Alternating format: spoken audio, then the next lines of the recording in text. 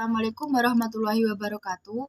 Kami dari kelompok 11 Ekonomi Mikro Islam yang beranggotakan Husnul Khairiyah dengan NIM 155, Maya Nailul Muna dengan NIM 157, Muhammad Ahyarul Atqiya dengan NIM 195, dan saya sendiri Hisnari Salatul Salsabila dengan NIM 196. Kami di sini akan mempresentasikan hasil diskusi dari kelompok kami yang berjudul Struktur Pasar dalam Islam, Monopoli dan Oligopoli. Pasar monopoli. Definisi pasar monopoli. Monopoli secara etimologi. Kata monopoli berasal dari kata Yunani monos yang berarti sendiri dan polain yang berarti penjual. Dari akar kata tersebut secara sederhana, banyak orang yang memberi pengertian monopoli sebagai suatu kondisi di mana hanya ada satu penjual yang menawarkan atau suplai suatu barang atau jasa tertentu. Jadi, pasar monopoli adalah suatu perusahaan yang menjual produk atau komoditas tertentu.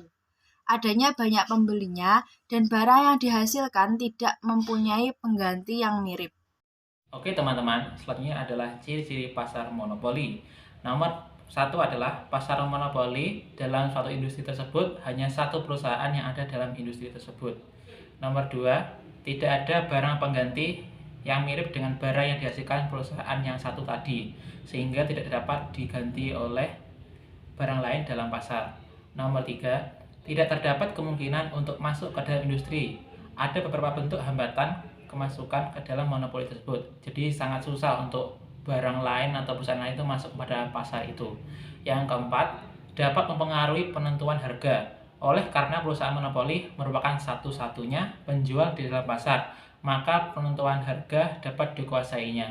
Sehingga karena dia adalah satu-satunya yang dibutuhkan, barang yang dibutuhkan oleh masyarakat, dia bisa menentukan harga sesuka hatinya.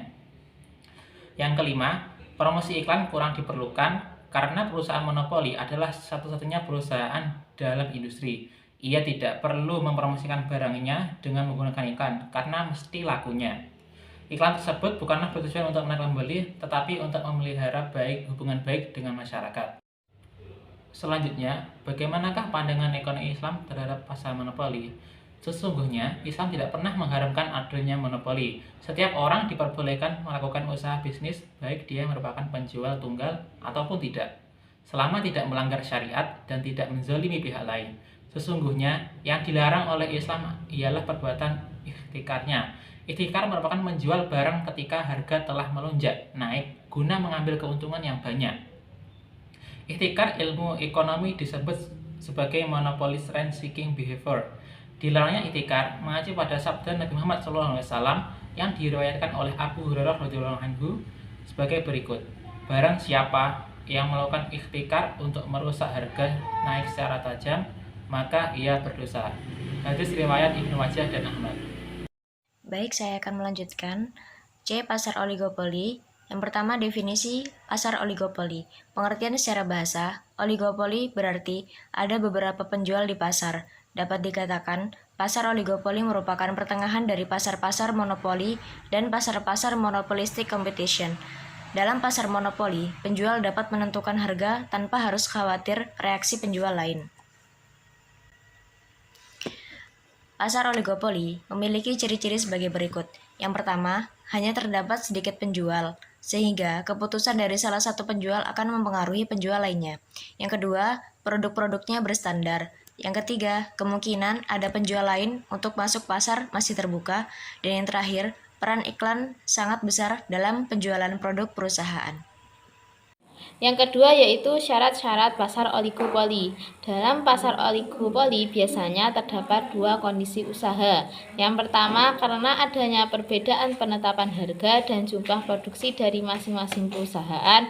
Dan yang kedua adalah karena adanya kesempatan mengenai jumlah produksi yang dapat dilakukan oleh masing-masing perusahaan dengan harga yang sama. Di pasar oligopoli, di mana ada sedikit penjual yang menjual barang yang sama, maka penjual harus memperhatikan reaksi dari penjual lain.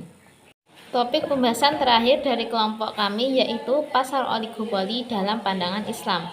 Pasar oligopoli keadaannya menunjukkan persaingan tidak sempurna antara beberapa perusahaan. Secara garis besar, ekonomi Islam mendirikan 3 distorsi pasar. Yang pertama yaitu distorsi pada penawaran dan permintaan, 2. Penipuan atau tadlis, Dan yang ketiga, ketidakpastian atau tagrir. Pembahasan mengenai struktur pasar ini menjadi penting dalam ekonomi Islam, karena dalam konsep ekonomi Islam, penentuan harga didasarkan atas kekuatan-kekuatan pasar, yaitu kekuatan permintaan dan kekuatan penawaran. Sekian presentasi dari kelompok kami. Ada kurangnya mohon maaf. Wassalamualaikum warahmatullahi wabarakatuh.